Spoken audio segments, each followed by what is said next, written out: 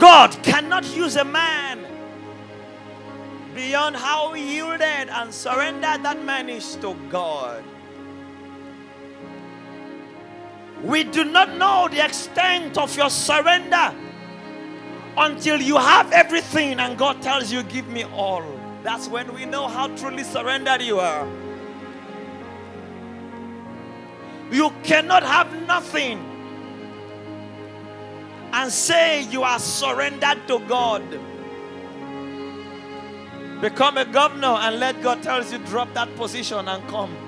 That's the true test. Have an opportunity to make billions in the wrong way, maybe in the right way. Have an opportunity to make God alternative. If God does not become your alternative and the other things become alternative, that is the true definition of surrender and yieldedness to God.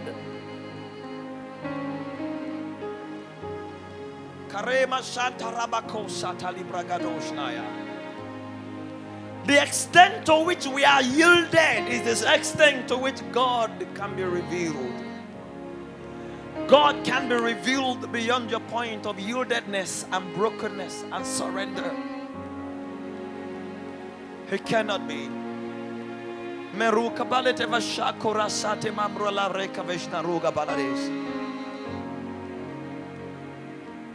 This morning and today, I speak as God's counsel to somebody hearing me. We are not in the season of halfly following God. We're in the season of following God totally, completely, yieldedly, ultimately, conclusively, without anything. Jesus said to that man said, Master, what shall I do to follow you? Jesus Christ said, go and bring this and that. He said, Master, I have done it all. And Jesus says to him, go and sell your goods, sell your blessings. Similarly, go and sell the cars, sell the houses, and then come and then you can follow me. And the true definition of surrender was discovered.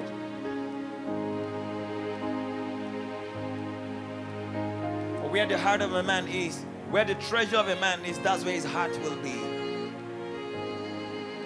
We do not know where your heart is until we put God versus your treasure.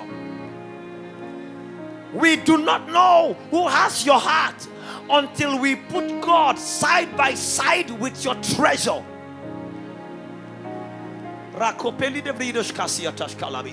It is when we see your treasure and we see God, we can define where your heart truly is. Some people will follow treasure of £1 billion and leave the God who made it. Some will follow treasure of £2 million and leave the God who made it. Some will follow treasure of £5 billion and leave the God who made it.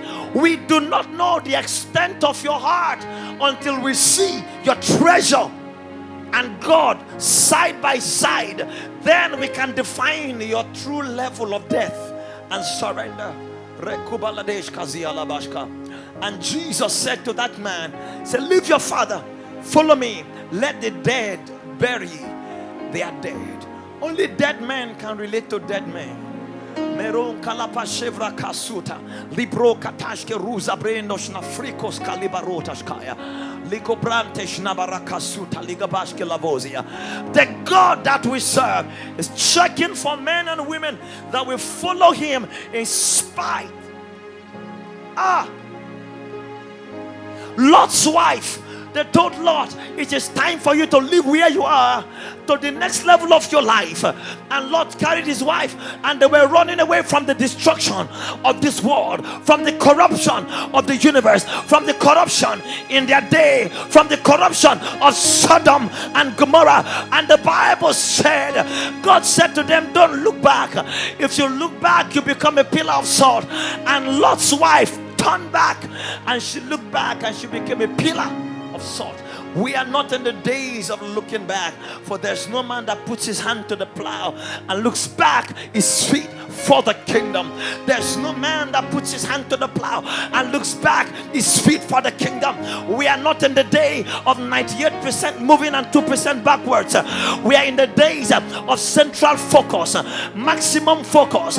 Focus on the king and on the kingdom and on the assignment. For he that is on the rooftop, let him not come down. For he that is in the house, let him not take nothing. For we are in the days of the revelation of God's sons and daughters, and the level of your death will determine the level of your revealing. The level of your yielding will determine the level of your yield, of your revealing. Only yielded men will become revealed in our time. God, Merush Kasaya. Oh my God, Lot's wife turned back. She became a pillar of salt.